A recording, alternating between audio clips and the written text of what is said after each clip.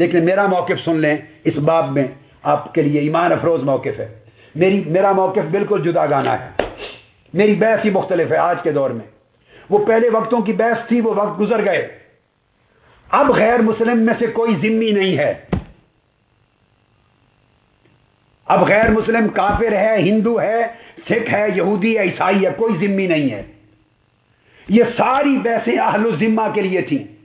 جب مسلمان فتوحات کرتے تھے اور فتح کرتے کوئی ملک، غیر مسلموں کے، کفار یہودیوں کے اور عیسائیوں کے، اور وہ محکوم ہو جاتے، مسلمانوں کی حکومت قائم ہو جاتی، اور وہ محکوم جو غیر مسلم یہودی اور عیسائی، وہ مسلمانوں کی حکومت کے تحت ایک عہد ہوتا، عقد ہوتا، جو آقا علیہ السلام کے زمانے سے چلا آیا، خلفائے راشدین کے زمانے سے عقد ہوتے اہل ذمہ کے لیے، کہ ان کی جان کی حفاظت، مال کی حفاظت، ان کے دین کی حفاظت، ان کے کنیسہ کی حفاظت، ان کے چرچ کی حفاظت، ٹیمپل کی حفاظت، ان کے مذاہب کی حفاظت، ان کے رہبان کی حفاظت، ان کے امیروں کی، ان کے چرچ پادریوں کی، سب کی یہ عہد ہوتے تھے۔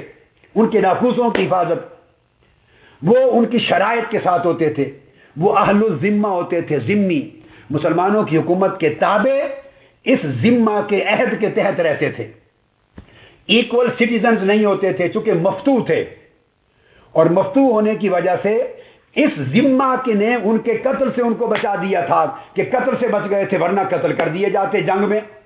انہوں نے ہتھیار ڈال دیے، اطاعت قبول کر لی اسلامی حکومت کی، عقد اور معاہدہ ہو گیا تو اہل الذمہ ہو گئے، اور اہل الذمہ کے تحت ان کی جان کی حفاظت ہو گئی۔ یہ بحثیں اس زمانے کے سے متعلق تھیں۔ اب میرا موقف یہ ہے کہ کوئی کافر گستاخی کرے قتل کیا جائے گا، ہندو سکھ گستاخی کرے پاکستان میں یا مسلمانوں کے ملک میں اسی طرح قتل کیا جائے گا جیسے مسلمان گستاخی کرے تو مرتد ہو کے قتل ہوتا ہے۔ کوئی یہودی عیسائی کو گستاخی کرے قتل کیا جائے گا اسی طرح جیسے مسلمان گستاخی کرے مرتد ہوگا، قتل ہوگا۔ کوئی مرد کوئی عورت، عیسائی ہو، یہودی ہو، کافر ہو، مسلم ہو، گستاخی کرے، ہر مرد و عورت گستاخی کے نتیجے میں قتل ہوگا۔ وجہ کیا ہے کہ یہ اہل الذمہ نہیں ہے۔ پاکستان کسی نے فتح نہیں کیا کہ باہر سے فوجیں آئی ہوں، انہوں نے فتح کیا وہ ملک، اور یہاں غیر مسلم آباد تھے، اور انہوں نے ہتھیار ڈال کے مسلمانوں کی اطاعت قبول کی ہو، اور مسلمانوں نے انہیں اہل الذمہ ذمی قرار دے کے عقد امان کے تحت ان کی جان مال کی حفاظت کی گارنٹی دی ہو۔ پاکستان اور آج کی دنیا میں رہنے والے نان مسلمز کا یہ سٹیٹس نہیں ہے، وہ ایکول سٹیزنز ہیں۔ یہ لوگ پہلے سے یہیں رہنے والے تھے، مسلمان غیر مسلم ان کی اولادیں جیسے مسلمان بھی صدیوں سے مسلمان چلے آ رہے ہیں، غیر مسلم ہندو صدیوں سے چلے آ رہے ہیں، عیسائی صدیوں سے چلے آ رہے ہیں، اور سکھ صدیوں سے چلے آ رہے ہیں۔ ہر کوئی صدیوں سے اپنے مذہب پہ آباد تھا، الا کوئی ارتداد کرے تو وہ دوسرا کیس ہے۔ اپنے مذہب پہ تھے، سارے شہری تھے ہند کے۔ جب پاکستان بنا سب نے مل کر ووٹ دیے، اور ووٹ دے کر ہندوستان کی تقسیم ہوئی، مسلمان غیر مسلم سب پاکستان بنانے میں برابر شامل تھے شہریوں کی طرح۔ سو یہ سب برابر شہری ہوئے۔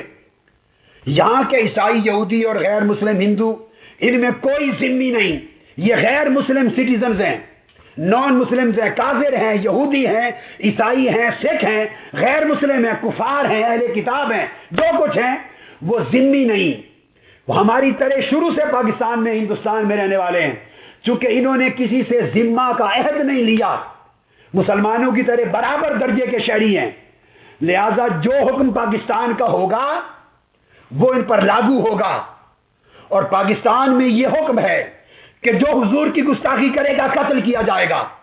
سو اگر مسلمان کرے تو وہ قتل کیا جائے گا، ہندو کرے قتل کیا جائے گا، یہودی رہتا ہو کرے گستاخی قتل کیا جائے گا، عیسائی گستاخی کرے قتل کیا جائے گا، مرد کرے قتل کیا جائے گا، عورت کرے قتل کیا جائے گا۔ اس لیے کہ اب ذمی کی بحث نہیں، ائمہ اربعہ کے وقت میں ذمی کا مسئلہ ہوتا تھا، فتوحات سے لوگ تابع ہوتے تھے۔ اب اہل الذمہ نہیں، اب مسلم اور نان مسلم سٹیزنز ہیں، ایکول کانسٹیٹیوشنل رائٹس ہیں، آئین کے برابر حقوق ہیں، الیکشن لڑتے ہیں، حکومت میں جاتے ہیں، وزیر بنتے ہیں، عہدے ملتے ہیں، پڑھتے ہیں، شہری حقوق ہیں ان کے پاس۔ لہذا ذمہ کی بحث جو ائمہ میں ہوئی ان پر اطلاق نہیں ہوتی۔ سو آج کوئی عیسائی، ہندو، یہودی جو گستاخی کا مرتکب ہوتا ہے یا مسلمان گستاخی کا مرتکب ہوتا ہے، وہ گستاخ رسول ہے، اس کے قتل کا حکم ہوگا، اس کے لیے تعزیر اور سزائے قید نہیں ہوگی، لہذا وہ تطبیق ہو گئی۔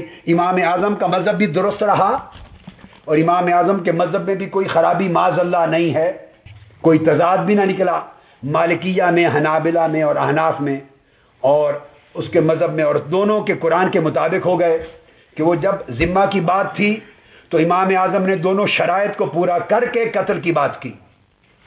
ان ائمہ نے اس کی تعبیر الگ کی، کہا کہ جب طعن فی الدین ہو گیا تو نقض عہد خود بخود ہو گیا، یہ تشریح کا فرق تھا، مگر قتل کے دونوں قائل تھے۔